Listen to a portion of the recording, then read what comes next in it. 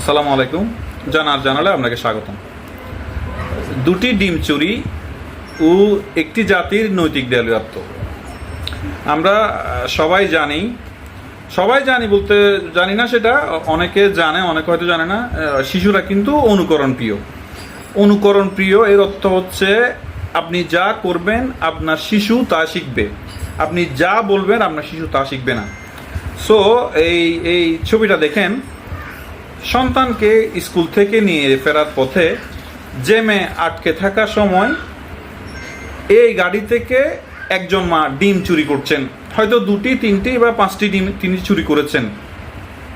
মাত্র এই 5টি ডিমের বা 2টি ডিমের বা 10টি ডিমের লোভ তিনি সামলাতে পারেনি, তাও তার সন্তানের সামনে। তো এই সন্তান বড় হয়ে চোর ডাকাত হবে না তো কি ভালো মানুষ হবে? ইম্পসিবল। তো একটি জাতির নৈতিক সংকট বুঝতে বড় কোনো ঘটনা লাগে না, এমন ছোট ছোট ঘটনাই যথেষ্ট।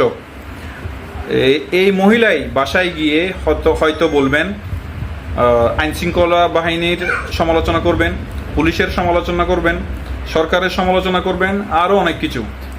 সো শিশুকে প্রথমে শেখাতে হবে আচার ব্যবহার, তারপর আসতেছে অন্য কিছু। তো ভিডিওটি ভালো লাগলে শেয়ার করে দিবেন। ভালো থাকবেন। আসসালামু আলাইকুম।